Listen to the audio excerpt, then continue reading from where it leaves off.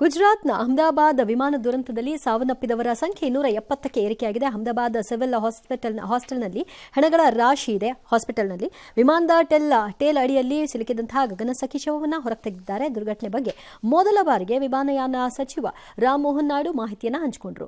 ನಿನ್ನೆ ಸಂಜೆ black box ಪತ್ತೆಯಾಗಿದೆ, ಡಿಕೋಡಿಂಗ್ ಆರಂಭ ಆಗಿದೆ ಅಂತೆಲ್ಲ ಹೇಳಿದ್ದಾರೆ. ಬಾಕ್ಸ್ ಓಪನ್ ಮಾಡಿ ಕಂಡುಹಿಡಿತಾರಂತೆ, 5 ಸೆಕೆಂಡ್ ಇದೆಯಂತೆ ಅವ್ರಿಗೆ. ಬೇರೆ ವಿಮಾನಗಳನ್ನು ಪರೀಕ್ಷೆ ಮಾಡ್ತಿದ್ದಾರಂತೆ, ಟೆಕ್ನಿಕಲಿ ಎಲ್ಲ ಸರಿ ಇದೆಯಾ ಅಂತ. 787 ಬೋಯಿಂಗ್ಗಳನ್ನು ಒಂದು 8-9 ಮಾಡಿದಾರಂತೆ, ಅದ್ರಲ್ಲಿ ಯಾವುದೂ ಸರಿ ಇಲ್ಲ, ಕರೆಕ್ಟ್ ಆಗಿದೆ ಅಂತ ಅಂದ್ಕೋತಿದ್ದಾರಂತೆ. ಇರ್ಬೋದು, ನಾನು ಇಲ್ಲ ಅಂತ ಹೇಳಲಿಕ್ಕಾಗಲ್ಲ.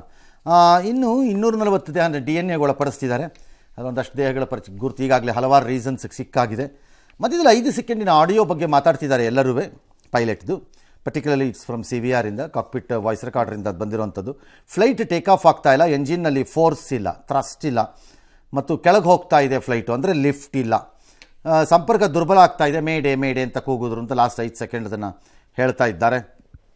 ಇರಬಹುದು ಅಂತ ಕಾಣುತ್ತೆ. ಅದಾದಮೇಲೆ CVRನಲ್ಲಿ ಭಾಳ ದೊಡ್ಡ ಮಾಹಿತಿ ಸಿಗೋ ಥರ ಕಾಣಿಸ್ತಾ ಇಲ್ಲ. ನನಗಂತೂ ಗೊತ್ತಿಲ್ಲ, ನಾನು ತಿಳ್ಕೊಂಡಿರೋದ್ರಲ್ಲಿ, ಬಿಕಾಸ್ ಭಾಳ ಸಮಯ ಇಲ್ಲ ಟೇಕ್ ಆಫ್ ಆ್ಯಂಡ್ ಈ ಘಟನೆ ಮಧ್ಯದಲ್ಲಿ ಅಂತ ನಾನು ನೆನ್ನೆ ಹೇಳ್ತಾ ಇದ್ದೆ.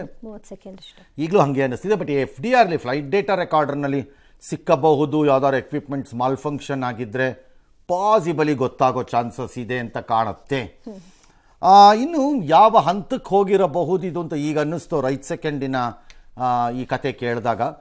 ನಾರ್ಮಲಿ ಪೈಲಟ್ಗಳು if there is a last minute problem ಇದ್ದಾಗ ಟೇಕ್ ಆಫಲ್ಲಿ they will abort the take off ಅಂತಂದರೆ ಟೇಕ್ ಆಫ್ ಮಾಡೋದನ್ನ ಕೈ ಬಿಟ್ಬಿಡ್ತಾರೆ, ನಿರ್ಧಾರನೇ ತಗೊಳ್ಳಲ್ಲ. ಅಲ್ಲ, ಟೇಕ್ ಆಫ್ ಮಾಡಲ್ಲ, ಟೇಕ್ ಆಫ್ ಮಾಡೋಕ್ಕೆ ಹೋಗಲ್ಲ. ಅದನ್ನ ಲೈಕ್ ಲ್ಯಾಂಡಿಂಗಲ್ಲಿ ಮಾಡ್ದಂಗೆ, ಲ್ಯಾಂಡಿಂಗ್ಗೆ ಬಂದಾಗ if they find something is wrong ಆಗ್ತಾ ಇದೆ, ಏನೋ ಪ್ರಾಬ್ಲಮ್ ಆಗ್ತಿದೆ ಅಂದರೆ they will abort the landing, they again fly back, ವಾಪಸ್ ಹೊರಟೋಗ್ತಾರೆ.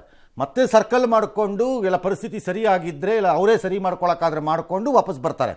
ಹಾಗೆ take ಆಫಲ್ಲೂ abort ಆಗ್ಬೋದಾಗಿತ್ತು landing, take of. ಅದಕ್ಕೂ ಅವ್ರಿಗೆ ಟೈಮ್ ಇರಲಿಲ್ವೇನೋ ಅಂತ ಅನ್ನಿಸ್ತಿದೆ ಇದನ್ನು ಮಾತಾಡ್ತಿರೋದನ್ನ ನೋಡಿದ್ರೆ. ಅದು ವೆರಿ ನಾರ್ಮಲ್ ಟೇಕ್ ಆಫ್ ಆಗೋಗಿದೆ.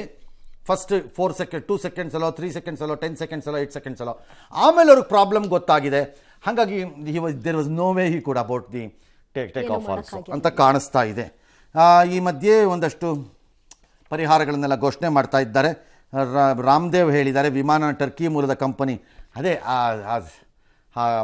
ಹೊಸ ಕಂಪನಿ ಒಂದು ಮೊನ್ನೆ ಕಿತ್ತಾಕಿದ್ರಲ್ಲ ಇವರು, ಸೆಲೆಬಿ ಟರ್ಕಿ ಮೂಲದ್ದು, ಅದಕ್ಕೆ ಕೊಟ್ಟಿದ್ರು. ಪಾಕ್ ಬೆಂಬಲಕ್ಕೆ ನಿಂತಿರುವ ಟರ್ಕಿ ಸೆಲೆಬಿ ಏವಿಯೇಷನ್ ಕಂಪನಿ ಭಾರತ ರದ್ದು ಮಾಡಿತ್ತು, ಅದರಿಂದಾನೇ ಇದಾಗಿದೆ ಅಂತ. ಐ ಥಿಂಕ್ ಎಲ್ಲರೂ ತಮಗೆ ತೋಚಿದ್ದನ್ನು ನಾನೇ ಮಾಡಿದ್ದು ಅನ್ನೋ ಥರ ಅದನ್ನು ಕನ್ಫರ್ಮ್ಡ್ ಆಗಿ ಮಾತಾಡ್ತಿದ್ದಾರೆ.